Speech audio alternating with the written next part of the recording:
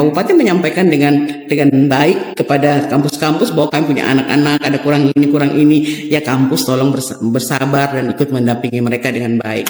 Memang dari program 1000 sarjana di MAPI, ini sebuah program yang menurut saya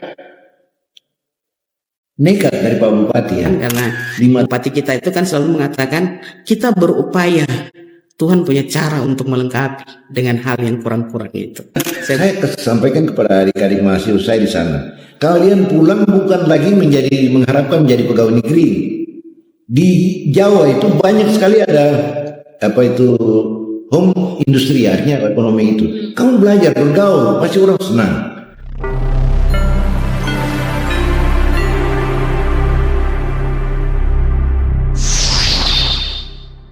Pemirsa RRI, kita ketemu lagi dalam podcast RRI Merauke bersama saya Paulina Violeta. Dan untuk sore hari ini kita dengan topik 1000 Sarjana Sejuta Harapan menyiapkan generasi emas MAPI. Dan saat ini sudah hadir bersama saya dua orang narasumber. Langsung saja kita kenalkan. Yang pertama yaitu PLT Kepala Dinas Pendidikan MAPI. Ada Ibu Dr. Anda Maria Goretti Letsoy. Halo Bunda, apa kabar? Kabar baik, puji Tuhan. Kita ketemu lagi Mbak Vio. Baik, dan pastinya ini Bunda Dewi tidak sendiri karena juga sudah hadir Ketua Komisi 3 DPRD Papua Selatan, ada Bapak Dominikus Ulukianan. Selamat sore Bapak, apa kabar? Baik, selamat sore. Terima kasih sudah diundang untuk kita juga menyampaikan pendapat sebagai anggota DPR, khususnya Komisi 3 kepada masyarakat. Baik, ya ini Ketua Komisi 3 yang bidang ini pendidikan memang ya. Nah, ini kalau soal kenal, pastinya sudah kenal banyak. Siapa yang tidak kenal mantan bapak dan ibu guru kita ya. Yang pastinya sudah sangat terkenal nih, Bunda Dewi ataupun Bapak Domin. Nah, terkait dengan topik kita di hari ini tentang 1000 Sarjana, sebuah program dari Tanah Rawa hingga ke bangku kuliah, bukan hanya di wilayah Papua, tetapi juga bahkan di luar Pulau Papua. Dari ruang kelas sederhana di pelosok kampung MAPI sampai ke universitas ternama di Pulau Jawa. Nah, program 1000 Sarjana yang digagas oleh pemerintah Kabupaten MAPI secara khusus oleh Bupati dan Wakil Bupati terpilih, ini adalah bukan sekedar sebuah inisiatif pendidikan, tapi sebuah gerakan dari hati untuk membuka jalan bagi para generasi muda agar berkuliah di luar Papua, berkuliah di kampus bagus tidak hanya sekedar mimpi. Nah, hari ini kita akan berbicara lebih banyak bersama kedua orang narasumber, tapi tentu saja saya pertama ke Bunda Dewi dulu ya. Iya. Nah, Bunda, terkait dengan program 1000 Sarjana, boleh dibagikan apa sih yang kemudian menjadi latar belakang hingga program 1000 Sarjana ini ada di Kabupaten MAPI? Baik, terima kasih Mbak Vio. Barangkali saya harus mulai dari proses panjang ya, menjadi sebuah pemikiran permenungan dari Pak Bupati MAPI yang sekarang terpilih Bapak Rito. Sebenarnya konsep ini sudah digagas dari beliau masih periode pertama, itu sudah dimulai, dan pada periode ini semakin dipertajam dengan wujud dari 1000 sarjana itu karena berangkat dari banyak hal yang dilihat terkait permasalahan di bidang pendidikan, tetapi sekaligus juga bagaimana mempersiapkan generasi MAPI atau yang menjadi bagian dari Papua Selatan ketika perubahan-perubahan dalam dunia birokrasi, hadirnya Provinsi Papua Selatan, lalu untuk ada di berbagai bidang, maka generasi muda ini harus dipersiapkan dengan sungguh untuk berbagai sektor. Karena melihat bahwa ada sektor-sektor yang juga menjadi kebutuhan masyarakat dan pemerintah, tetapi kita punya ketersediaan generasi muda di situ kurang, sehingga ini menjadi satu harapan yang besar dan satu pergumulan yang harus diwujudkan oleh Bupati MAPI. bersama dengan pemerintah, aparatur, dan seluruh masyarakat di Kabupaten Mapi. Dan ini dilakukan dengan sekaligus juga melirik perguruan tinggi yang bisa mempersiapkan anak-anak kita baik di sektor pendidikan tinggi negeri maupun juga pendidikan tinggi swasta, dengan mengundang perguruan tinggi itu hadir di MAPI untuk melakukan seleksi-seleksi itu. Dan jadi luar biasa bahwa ternyata apa yang menjadi konsep ini juga menjadi bagian tanggung jawab yang dibuat oleh perguruan tinggi negeri sebenarnya. Jadi ada harapan mereka sebenarnya untuk menjangkau itu. Jadi ini bisa ketemu dengan baik. Maka beliau berharap dengan 1.000 sarjana, mungkin dari sisi kita tidak bicara 1.000 plus 1.000 begitu ya, tapi merupakan bahwa itu banyak yang harus dipersiapkan. Maka langkah-langkah cepat telah diambil oleh beliau dengan menggandeng berbagai perguruan tinggi negeri, baik yang ada di Papua Selatan sendiri maupun juga di luar Papua Selatan atau di luar Papua di Jawa. Seperti itu. Baik, nah Bunda, ini kalau bicara bahwa memang programnya di periode sekarang ya, tetapi hal ini sudah dilakukan dari periode Pak Bupati sebelumnya. Nah ini kan berarti sudah ada trial, ada error, Betul. juga ada kesuksesan. Betul. Nah kira-kira apa saat ini bagaimana, karena dikatakan tadi sudah ada proses seleksi yang dijalankan dengan perwakilan dari Universitas Kemapi ya. Bagaimana proses seleksi dan juga pendampingan dilakukan agar ini tepat sasaran bagi anak-anak yang akan mengikuti program ini, Bunda? Iya, baik. Pertama memang kami melakukan bersama dengan Bupati melakukan pertemuan dengan kampus-kampus yang diundang untuk hadir di MAPI, dan lalu mereka melakukan jadwal. Dan selanjutnya kami di MAPI, kami mengumpulkan semua kepala sekolah SMA SMK untuk menyampaikan terkait program ini, dan seluruh sekolah mempersiapkan. Lalu yang berikutnya kita juga menyampaikan kepada elemen-elemen masyarakat dalam pertemuan-pertemuan, dalam komunikasi-komunikasi, sehingga anak-anak kita yang ada di MAPI itu bisa terlibat langsung untuk mengikuti seleksi ini. Nah, kebetulan di tanggal 5 Mei kemarin itu kita sudah melakukan seleksi bersama dengan Universitas Gadjah Mada. Jadi yang menariknya itu bahwa seluruh kampus ini datang seleksi di MAPI gitu.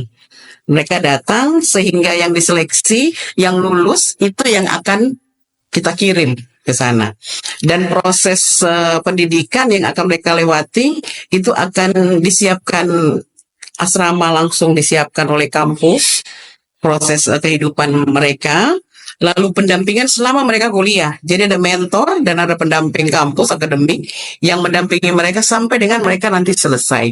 Karena kita mengetahui bahwa anak-anak kita juga berangkat dari sentuhan-sentuhan dasar yang masih kurang, lemah, sehingga proses kuliah itu tetap didampingi oleh mentor. Nah, kemarin UGM sudah selesai seleksi, kita akan mengirim animonya cukup tinggi yang mengikuti seleksi di UGM kemarin di MAPI itu kurang lebih ada sekitar 200 lebih gitu. Nah, kita akan mengambil 40 mungkin 45 yang akan dikirim ke Universitas Gadjah Mada. Lalu nanti tanggal 12 Mei ini Universitas Negeri Jakarta itu akan datang juga ke MAPI. Kita akan mengirim 100 khusus keguruan. Jadi prodinya bahasa Inggris, komputer, dan PGSD. Itu ada sekitar 100 nanti akan kita kirim. Kita di UNJ ini kita titip khusus guru untuk putri. Jadi khusus perempuan. Kita bedakan tempat studinya untuk yang laki-laki nanti di Jogja, yang perempuannya di Jakarta. Itu tanggal 12 Mei sampai 16 mereka akan diseleksi di MAPI. Lalu nanti di atas tanggal 15 itu dari Brawijaya. Nah, Brawijaya ini mereka akan menyeleksi untuk Fakultas Pertanian, Peternakan, Perikanan, dan Ilmu Kelautan. Sehingga sedangkan tanggal 20 Mei ke atas itu nanti dari Stikes Pantirapi akan melaksanakan seleksi juga di sana. Itu akan ambil keperawatan dan gizi. Lalu nanti setelah itu awal Juni itu seluruhnya kita akan bersama dengan Musamus. Musamus ini juga kita akan titip untuk berbagai prodi dan kemarin kita sudah sepakat dengan Pak Rektornya. Jadi nanti kita juga akan membuat tempat asrama. Kita berharap wisma yang ada di Musamus itu nanti kita akan kontrak untuk tempat tinggal anak MAPI asrama, dan mereka akan tetap didampingi oleh mentor dan matrikulasinya. Nah, kita gandeng juga ada Ikatan Dosen Katolik yang ada di Musamus untuk melakukan pendampingan. Itu langkah-langkah yang sudah kita lakukan dalam rangka mewujudkan 1000 sarjana. Dan di tahap pertama tahun 2025. Ini belum terlalu banyak. Nanti tahun depan itu kuotanya akan ditingkatkan. Kita sesuaikan dengan anggaran daerah. Baik, ini menarik ya, karena tentu saja menjawab semua hasil dari yang dikatakan trial and error ya. Sehingga kan kalau dari kampus kemudian kirim akhirnya kaget, terbengkalai kelihatannya. Ini sekarang memang ada pendampingan, ada mentor yang akan terus menjaga ya. Betul. Sehingga fokus untuk memang berkuliah ya Bunda. Jangan sampai seperti biasa ya, pulang kuliah dari kampus dikirim bukan bawa pulang ijazah ya, itu bawa pulang kerabat lagi gitu. Nah, tapi tentu saja walaupun ini menjadi bukan pengalaman baru untuk Dinas Kesehatan ataupun pemerintah Kabupaten MAPI, tentu saja ada tantangan yang dihadapi pastinya ya. Apa sih tantangan paling besar Bunda dalam pelaksanaan program ini, dan kemudian bagaimana pemerintahan Kabupaten MAPI secara khusus Dinas Pendidikan menghadapi tantangan-tantangan itu? Ya, kita kan saya pikir hampir semua sama sih ya, kita menghadapi anak-anak ini kan prioritas kita anak-anak asli MAPI yang akan dikirim begitu ya. Nah, mereka kan memang butuh pendampingan, edukasi, juga memberi semangat untuk mereka harus studi. Kan kalau kita lihat seperti kemarin kami minta untuk mendaftar ini kan kalau kita fokus pada lulusan 2004-2005 itu saja ternyata setelah kita coba lihat datanya ada yang lulusan 2022, 21, 23 itu belum terakomodir dan mereka berbondong-bondong untuk ini. Artinya bahwa kalau ini tidak dilakukan dan kita tidak terus melakukan intervensi untuk mengajak mereka, anak-anak kita tentu selesai SMA SMK mereka lebih pilih pulang kampung atau tinggal di tempat. Nah, ini kan akan menjadi masalah ke depan. Sementara ruang-ruang kerja untuk mereka itu kan juga akan semakin kecil untuk lulusan hanya SMA SMK gitu. Sehingga memang tantangan pertama itu bagaimana menumbuhkan kesadaran mereka, edukasi bahwa selesai SMA SMK mereka harus punya semangat untuk melanjutkan ke pendidikan tinggi, lalu membangun kepercayaan diri supaya mereka tetap percaya diri dimanapun ada gitu. Mereka harus terus percaya diri, dan ketika mereka akan ada di kampus-kampus di perguruan tinggi ya kadang-kadang kan kehidupan komunikasi pergaulan, nah itu yang mesti terus dijaga, diingatkan. Nah, kami juga menyampaikan kepada orang tua bahwa terus memberi support. Jadi kayak kemarin setelah waktu pengumuman kelulusan saya langsung turun langsung ke beberapa sekolah yang mengumumkan kelulusan SMK, bertemu langsung dengan orang tua bahwa ada program ini, dan Bapak Ibu orang tua mendukung, mensupport, memberi semangat kepada anak-anaknya supaya jika lolos dan ke perguruan tinggi itu bisa bersekolah dengan baik. Dan rata-rata orang tua semua mereka mendukung dengan luar biasa gitu. Maka mereka berterima kasih untuk program ini, karena ya kemana lagi kalau bukan pemerintah yang mengintervensi untuk membantu mereka dalam studi lanjutan anak-anak mereka ini. Nah, jadi saya pikir orang tua dengan semangatnya bagaimana memberi semangat kepada anak, mensupport supaya jangan mereka jatuh pada peluang-peluang ini, sementara keterpenuhan yang lain pemerintah akan melakukan pembiayaan dan pendanaan.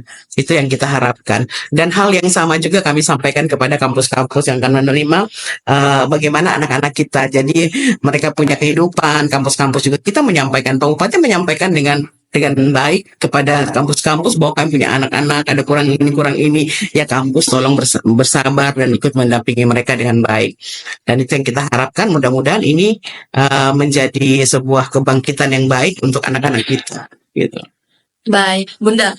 Kalau dalam hal kolaborasi nih, kemudian seberapa besar peran kolaborasi dengan pihak kampusnya dalam menunjang kelulusan seleksi para pesertanya ini secara khusus seleksi yang berjalan nih untuk para peserta ya. Karena kita tahu juga Pak Bupati ini salah satu yang selalu mengajak masyarakatnya secara khusus MAPI dan Papua tuh untuk tidak terus menggantungkan diri pada hak sulungan ataupun maunya diafirmasi dimengerti terus ya.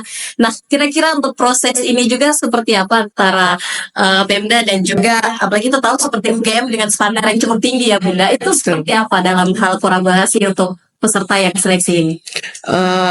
Kita tahu bahwa anak-anak kita pasti kita harus mengatakan jujur kalau mau langsung disejajarkan secara standar ini pasti anak-anak kita masih banyak yang harus dilakukan. Tetapi Pak Bupati tidak mau kelulusan mereka atau masuknya mereka di perguruan tinggi ternama ini karena belas kasihan, karena apa tidak, tapi kualitas. Maka ketika mereka masuk dengan kampus ini kita melakukan pendampingan tadi. Jadi selama studi mereka didampingi.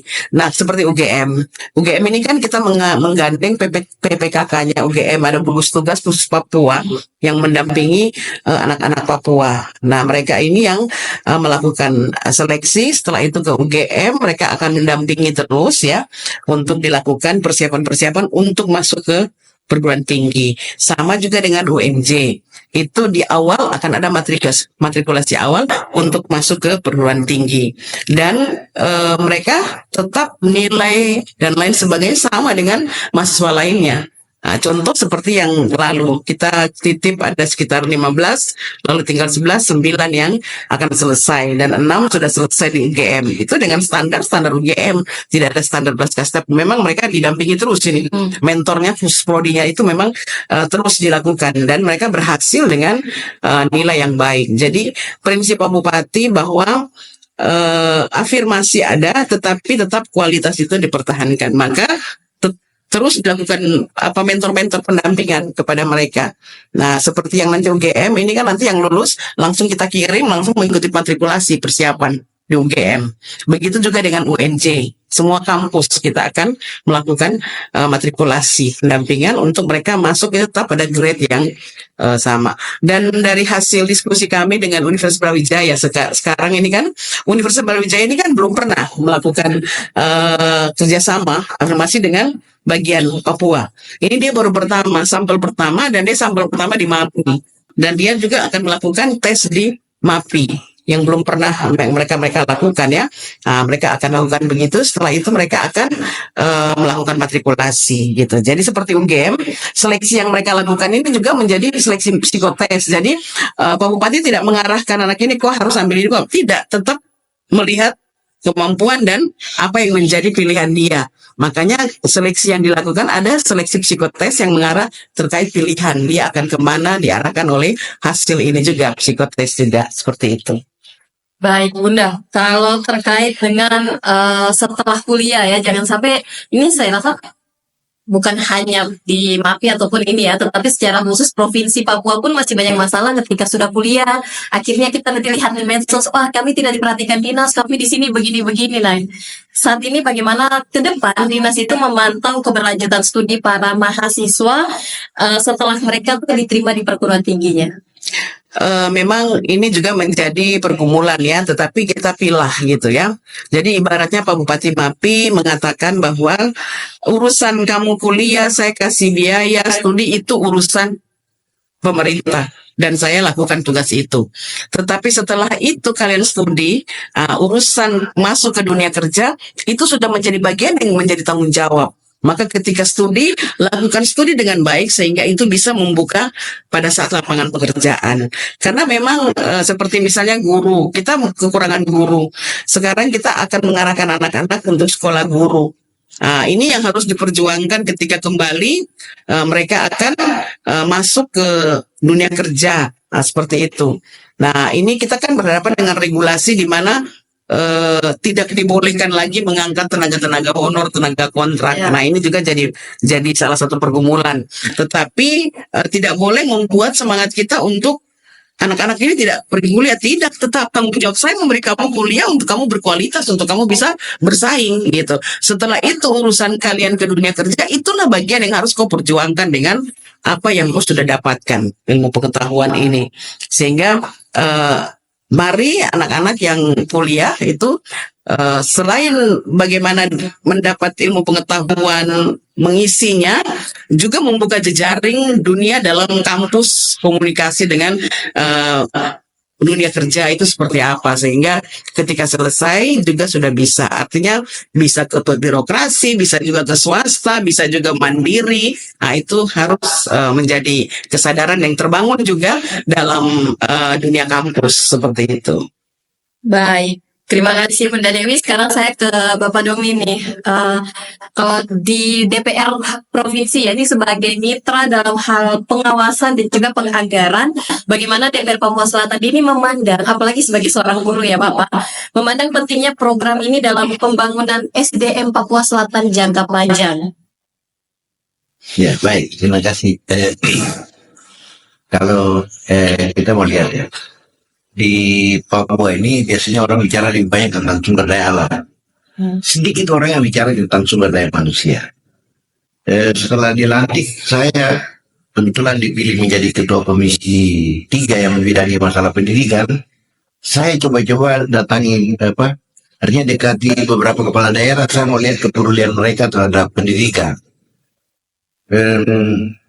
Saya bangga bahwa tahun ini kita punya bupati-bupati anak muda semua. Dan rata-rata mereka itu punya orientasinya bagaimana membangun sumber daya manusia.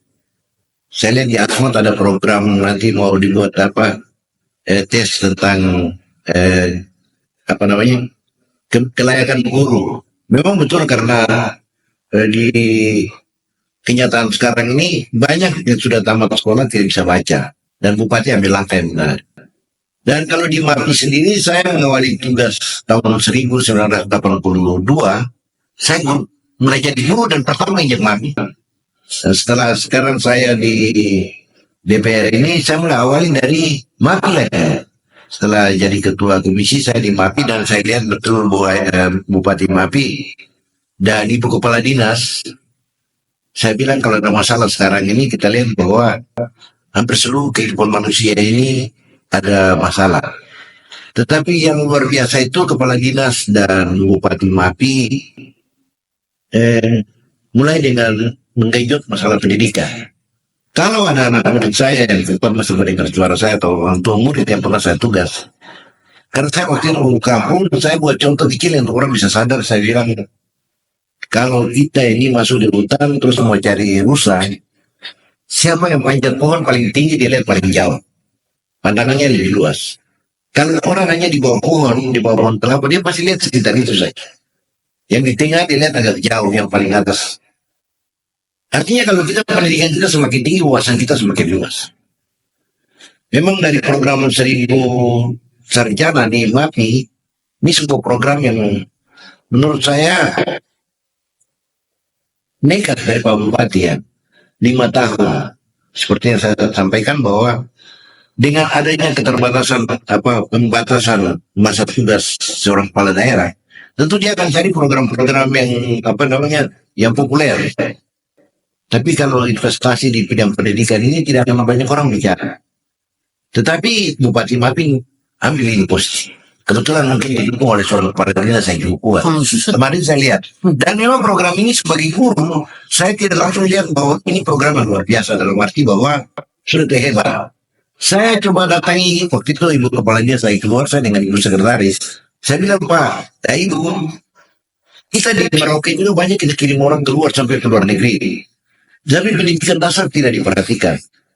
Ini kira-kira bagaimana? Lalu beliau menjelaskan bahwa di sana ada kebijakan juga.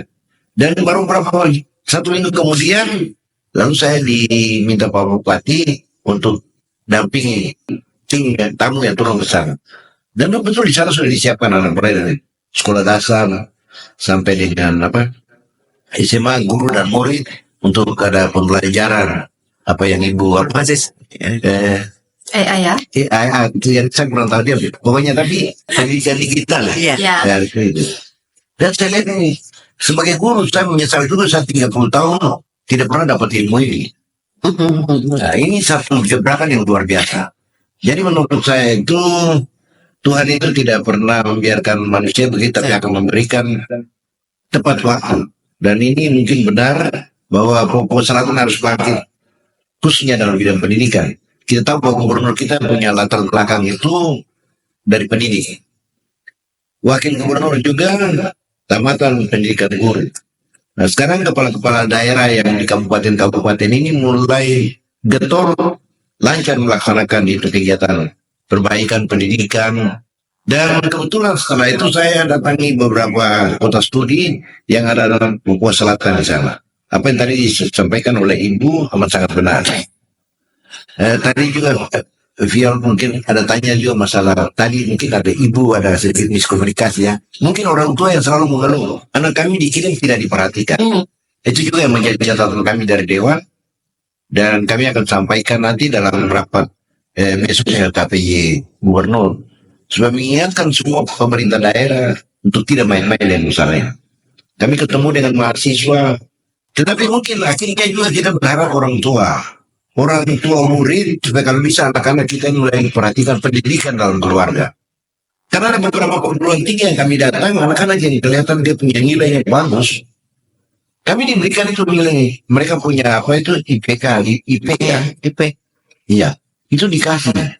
Yang bagus itu penampilan dari penampilan yang kita lihat, mereka nilainya bagus dan diakui oleh Dewan. Dosen di sana.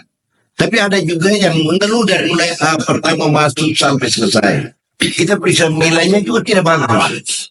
Dari ini memang dari orang tua juga bagaimana anak-anak kita kirim ke luar daerah, kalau memang kita lengkapi dengan etika keluarga dan yang lain-lain, saya pikir akan diterima oleh banyak pihak. Jadi tidak pemerintah kirim, akhirnya terakhir di belakang itu pemerintah sama semua. Nah, ini yang tidak betul. Ini program yang betul-betul harus didukung oleh semua stakeholder ya, termasuk orang tua, guru, dan pemerintah daerah ambil kebijakan seperti itu. Tidak gampang. Ya. Dan itu mungkin dari pikiran saya. Saya berharap bahwa dengan 1.000 sarjana ini tidak kita mengabaikan kebijakan.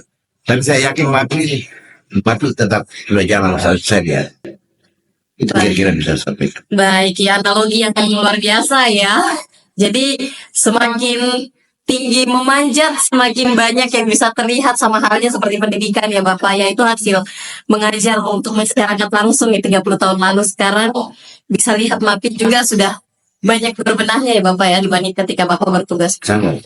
Nah, dan juga saya ingat yang seperti dikatakan oleh Bapak Domin bahwa langkah yang diambil Pak Bupati MAPI, Pak Rito ini sesuatu yang berani ya. Karena kalau sebagai politikus kan lihatnya bangun jalan. Jadi masyarakat tahu Pak Bupati ada kerjanya. Soalnya kalau kita bangun manusia kan tidak terlihat nanti belakang manusia itu saja yang rasa. Tetapi ini sebenarnya menjadi langkah awal yang baik ya, karena tentu saja yang harus diawali yaitu manusianya dulu. Jangan sampai seperti sekarang SDM tidak berkembang, tapi SDA-nya terus diambil ya.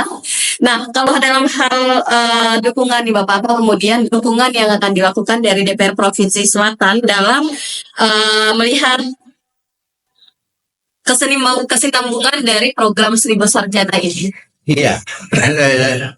Saya kebetulan baru masuk di sana, saya lihat bahwa di DPR provinsi khususnya kami tidak urus bangunan. Bangunan itu yang nomor berapa? Yang kami urus adalah manusia ini. Makanya kemarin saya juga dengan teman-teman dari Komisi 3 kita sudah jalan di beberapa kabupaten, antara lain Bu Fendigul dan MAPI. Kami minta anak-anak itu yang kuliah, karena memang tentu saja setelah kita mau ada kerjasama antara kabupaten dengan provinsi. Karena di provinsi Pak Gubernur sendiri sudah ingatkan bahwa kita urus manusia dalam arti bahwa memberikan beasiswa kepada anak-anak yang memang jalan. Jadi kalau memang ada sebagian ditanggung oleh kabupaten, provinsi pasti ambil bagian.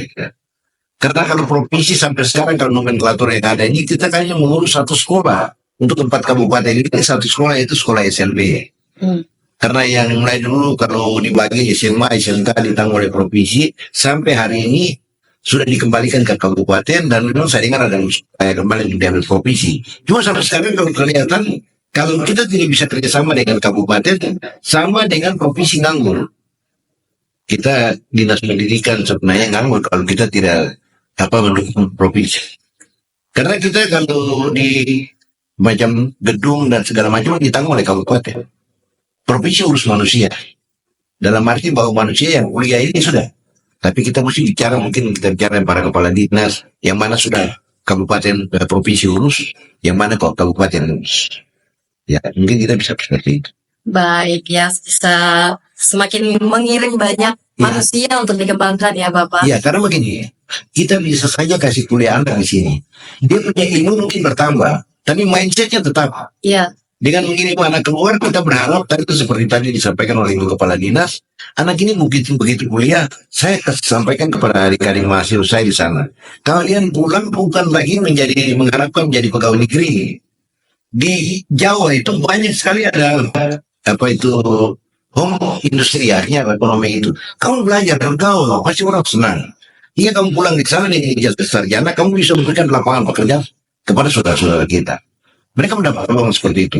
Mindsetnya juga berbeda dengan kita yang sarjana dari sini.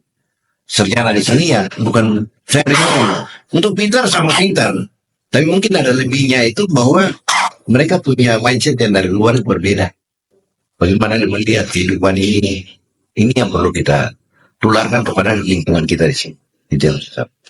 Baik, nah terkait dengan sebenarnya mereka katakan ya Bapak bahwa kalau mungkin secara pendidikan yang banyak fokus sekarang Kabupaten Mapi yang bahkan dari pendidikan dasar. Nah, kalau dari Dewan sendiri apakah kemudian ada rencana atau wacana yang disampaikan untuk mereplikasi program ini ke kabupaten lain di Provinsi Papua Selatan, Bapak? Itu seperti apa? Jadi setelah kemarin dari Mapi, kecuali Bu Fendigo dan saya belum menghubungi, karena memang lagi sementara kita tunggu hasil PSUI. Ya. Tapi yang dari Merauke sendiri, Pak Bupati sendiri, Ibu Wakil Bupati, Pak Bupati Asmat, jadi mereka semua ini. Jadi saya pikir begini, untuk belajar itu tidak boleh rasa malu. Saya pikir yang sudah menguasai yang ada paling dekat dengan kita adalah Ibu Kepala Dinas di Mapi. Sebab kalau kita bisa minta untuk kita diskusi bisa itu. Karena begini, kemarin saya sudah sampaikan ke Pak Gubernur juga. Cuma pada saat waktu ini itu datang, saya minta untuk ketemu, cuma Pak Gubernur sementara waktu itu tukang Dun kampung, jadi tidak sempat. Pak Bupati sendiri ada di Jakarta, lalu kita bawa ke Ibu Wakil Bupati, dan luar biasa respon dari Ibu. Yang tadinya kita mau minta waktu 1 jam kita dengan Ibu, ternyata kita cerita 3 jam itu tidak pakai titik, koma terus jalan terus. Jadi sampai sekarang masih koma ya Bapak? Katanya nanti ada lanjutan pertemuan lagi dengan Ibu Kepala Dinas dari Mapi atau langsung Ibu sendiri ke Jakarta. Karena tertarik dengan ini program yang sudah dibuat oleh Mapi. Ya, jadi kita berharap bahwa nanti semua bisa belajar itu. Karena ini bukan saya jadi orang bilang saya dengar dari orang, saya lihat dengan mata sendiri. Dan saya melakukan sendiri sebagai guru yang 30 tahun saya kerja di khusus daerah orang asli Papua, 30 tahun saya kerja, tidak pernah ke kota. Saya lihat betul-betul mesti ada terobosan seperti itu. Ada langkah-langkah berani untuk bagaimana angkatan Papua. Anak ini cerdas, cuma kadang-kadang itu rasa midernya besar sekali. Tapi dengan memberikan mereka bisa beri depan dan menerangkan sesuatu itu luar biasa pengalaman itu. Itu yang bisa saya tahu. Dan saya mau kalau bisa bisa ditularkan atau tadi bahasannya direplikasi kan? Ya. Saya pikir itu penting. Dan itu mesti lewat guru. Baik. Mereka bisa. Bapak Domin, kalau hal ini kan DPR ini dalam hal pengawasan tetapi juga dalam hal kebijakan ya. Kira-kira bagaimana DPR Provinsi Papua Selatan akan mendorong adanya kebijakan yang memperkuat akses dan keberpihakan pada pendidikan secara khusus anak-anak di wilayah 3T kita Bapak, seperti Mapi yang kita tahu ya. Seperti apa nantinya? Iya, sampai sekarang ini kan bahasanya itu kita masih kurang guru terus. Sebenarnya kalau kita bicara pendidikan tidak bisa terlepas jauh dari guru. Dan selalu bahasanya itu yang orang bilang tenaga guru yang kurang, dan mungkin sampai sekarang itu memang harus kembali kepada kabupaten. Tapi saya pikir pada suatu ketika nanti mungkin kita mau berharap atau mendorong adanya sebuah rapat kerja pendidikan untuk 4 kabupaten ini, sehingga dari dewan juga kita mau dengar masing-masing punya daerah dan kita satukan persepsi. Sebenarnya pendidikan di Papua Selatan ini sejak mulai kita perjuangkan adanya provinsi ini kita sudah bicara. bahwa satu ketikanya ada sebuah dokumen pendidikan khusus untuk daerah selatan. Saya sendiri kebetulan kemarin juga itu bicara tentang saya ambil S2 kemarin. Itu memang saya punya Tesis. ya itu untuk saya tesis ya. Iya. Itu saya buat tentang bagaimana membangun Papua dengan program pendidikan berpola asrama. Jadi kalau di daerah 3T itu, kalau kita bisa bicara apa saja, tapi kalau tempat tinggal anak itu tidak ada, tidak bisa. Karena rata-rata mereka punya kendaraan, alat angkut makan itu kecil, terus ada anak yang dititipkan ke rumah keluarga, keluarga itu tidak mau. Akhirnya anak ini lari kembali. Pendidikan di daerah-daerah seperti itu yang memang susah. Karena masyarakat kita rata-rata, kita tadi bicara tentang pendidikan di Merauke ya. Kalau di Merauke ini sudah beda. Dalam kota ini saya pikir sudah bisa bersaing dengan di Pulau Jawa. Tapi kalau bicara tentang 3T itu amat sangat berbeda. Terutama tentang guru ini. Guru juga ini kan bukan hanya kita bicara tentang tenaga guru, tapi infrastruktur sampai di daerah-daerah itu menjadi masalah. Saya pikir nanti kalau ada rapat kerja ya, memang selama ini kita bilang kalau orang itu sakit, baunya sakit batuk, dibilang saja itu bahwa itu batuk saja yang dikasih obat batuk, padahal dia TBC. Saya mau satu ketika kita bicara dalam sebuah forum yang terbuka, orang tua juga hadir, tukang kritik juga hadir, pemerintah pengambil kebijakan semua hadir. Kita bahas mengenai pendidikan di daerah ini, sehingga kita bisa cari jalan keluar. Tidak ada yang sembunyi, kita harus bicara demi kebaikan tanah ini dan orang-orang di tempat ini. Baik, jadi jangan hanya yang manis-manis yang diundang ya Bapak ya, tapi harus tahu sehingga tahu akar masalahnya itu diselesaikan ya. Baik, nah ini menarik sekali ya, tidak terasa sudah lebih dari setengah jam kita berbicara, tetapi membangun manusia, membangun pendidikan memang bukan jalan yang cepat dan jalan yang mudah. Nah, tapi di akhir podcast kita ini saya ingin minta harapan dan closing statement juga dari para narasumber kita.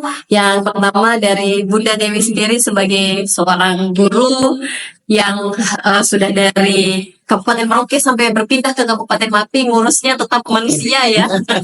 Nah, seperti apa sih Bunda harapannya juga untuk SDM orang asli Papua ke depannya? Iya, terima kasih. Program 1000 Sarjana ini kita tidak bicara melulu anak-anak dikirim ke kampus, tetapi MAPI juga melakukan perubahan di tingkat dasar. Nah, untuk itu program-program yang telah disiapkan oleh Kabupaten MAPI tahun bulan-bulan ini adalah bulan seleksi mahasiswa ke perguruan tinggi. Bulan-bulan depan itu kami melakukan peningkatan kapasitas kompetensi kepala sekolah dan guru, itu mulai dari tingkat dasar sampai dengan tingkat SMA yang telah kita bagi dalam 4 klaster.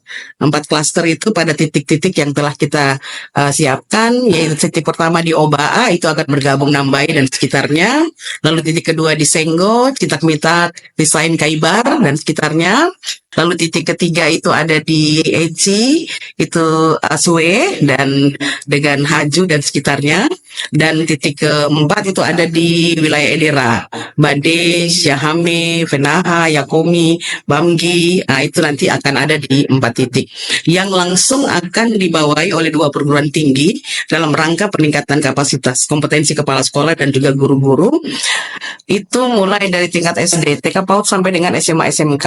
Lalu kita juga akan melakukan pembinaan siswa-siswi di tingkat SD dan SMP, juga SMA. Itu kita menerbitkan, ada buku nanti yang kami terbitkan itu self learning. Jadi pembelajaran mandiri yang dilakukan oleh guru-guru mulai dari tingkat SD sampai SMA dalam kegiatan pembelajaran tambahan di luar jam belajar. Dan sekarang sedang didesain oleh semua sekolah yang akan dilaksanakan mulai tahun ajaran baru. Nah, lalu kelanjutan dari MAPI AI Hub itu kita akan melakukan Zoom setiap saat kepada guru-guru dalam rangka untuk sampai kepada penyiapan pembelajaran lengkap di dalam AI itu. Nah, itu yang kita lakukan sehingga kita mengirim secara cepat anak-anak ke kampus, tetapi kita memperbaiki juga di tingkat dasar. terus ini kita lakukan. Jadi sehingga proses dari harapan kualitas 1000 sarjana itu betul-betul kita sudah mulai di tingkat dasar, dan kami sedang mendesain. Kami juga menyiapkan buku nanti yang kita terbitkan dalam rangka bagaimana MAPI AI Hub ini mulai dirancang, sehingga itu bisa menjadi juga bahan atau panduan yang kalau memang teman-teman di antara 4 kabupaten akan ingin mengetahuinya, lalu bisa ada di sana. Juga dengan modul-modul peningkatan kompetensi guru itu kita siapkan dari tingkat TK PAUD, SD sampai dengan SMA SMK. Begitu juga dengan self learning. Nah, itu nanti kalau sudah siap, semua sekolah harus jalan. Nah, kami sekarang sedang mulai dari penertiban guru, pemetaan terhadap kebutuhan kekurangan guru di setiap sekolah, langsung kita mulai menempatkan guru-guru yang ada. Dan kami juga melakukan langkah cepat dengan Ester ya, gitu ya. Dalam waktu dekat juga kita akan melakukan dengan Ester, karena ada pembelajaran digital yang nanti kita sondingkan dengan AI, sehingga ketersediaan pembelajaran digital ini semua bisa diakses oleh guru dan oleh siswa. Dan MAPI juga menyiapkan HP-HP Android yang akan kita berikan kepada siswa-siswi kami, terutama anak-anak putra-putri MAPI, asli MAPI, OAP, untuk melakukan pembelajaran AI. Saya berharap langkah cepat yang kita buat ini bukan sekedar 1000 sarjana selesai sampai di kampus, tetapi kita juga memperbaiki kualitas-kualitas yang ada. Dan perguruan tinggi yang sudah langsung bekerja sama dengan kita itu pada tahun ini UI, UGM, UNBRA, Stika Spanterapi, lalu terakhir nanti kita dengan Musamus. Kita berharap ini jadi tahun ini kurang lebih ada 300 lebih mahasiswa yang akan kita kirim di tahun pertama dari program 1000 sarjana. Dan pelayanan peningkatan kapasitas kompetensi guru.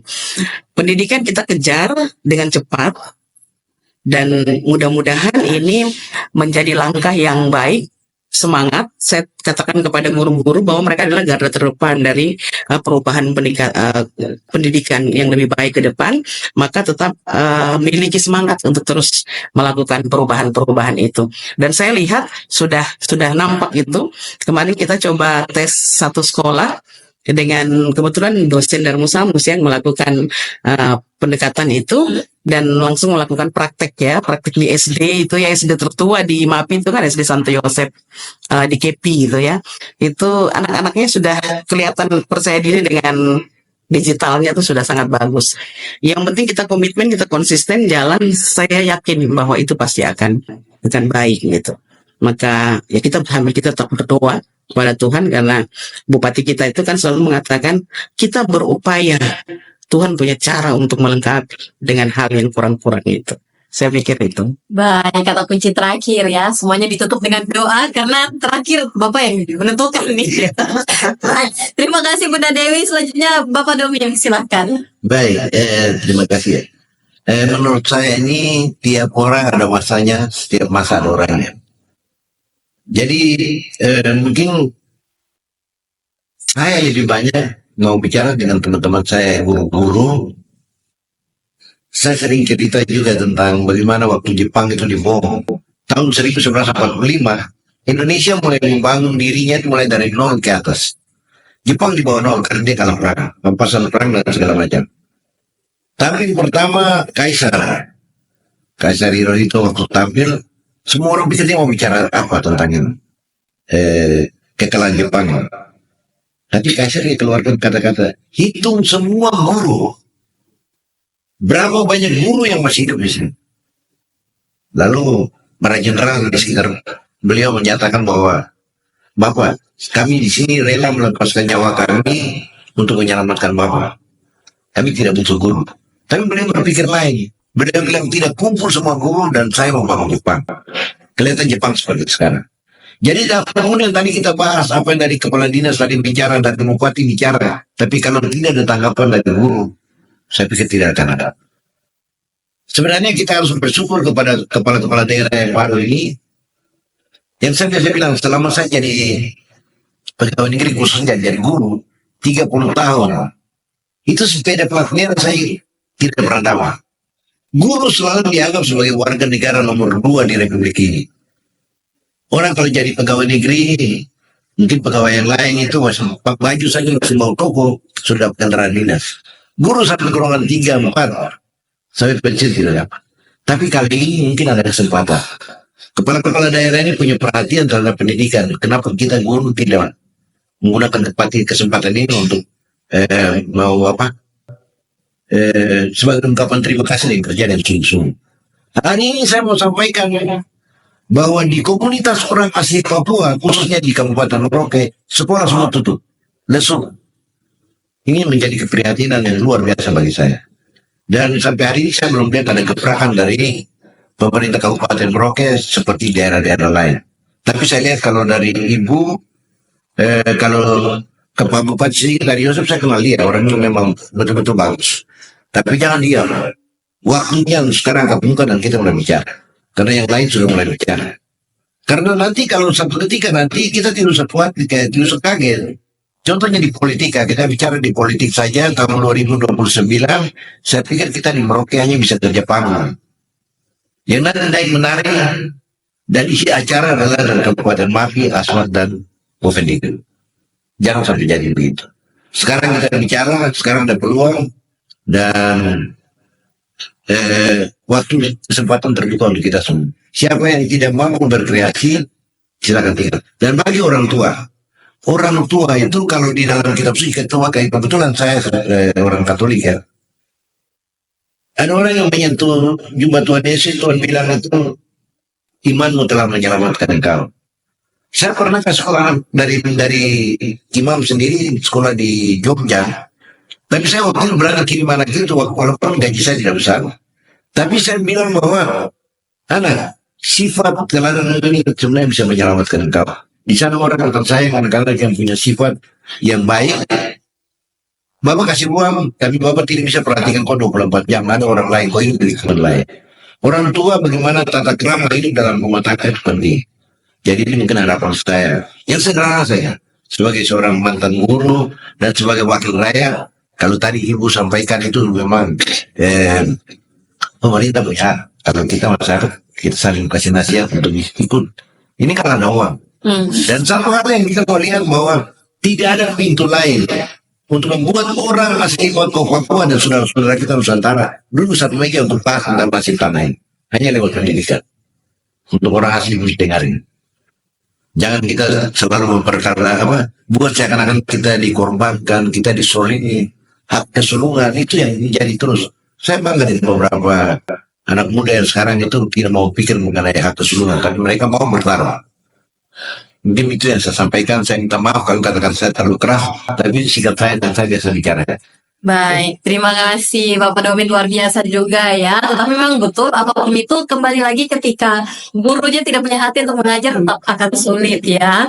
Nah, semoga guru-guru kita mencontoh 2 orang guru senior yang hadir saat ini yang menjadi narasumber di RRI, Bunda Dewi dan Bapak Domin, yang pastinya walaupun jalannya sekarang berbeda ya, sudah jadi politikus Bapak ya, tapi politikernya pun tetap kembali lagi ke pendidikan ya. Dan juga Bunda Dewi yang sudah menjalani jenjang karir panjang, tapi tetap saja kembali lagi PLT Kepala Dinas. Kembali lagi di situ ya. Nah, untuk itu, untuk semua masyarakat Papua Selatan, pemirsa RRI, program 1000 Sarjana ini bukan hanya tentang angka, tetapi ini 1000 masa depan yang tengah dibangun di hari ini.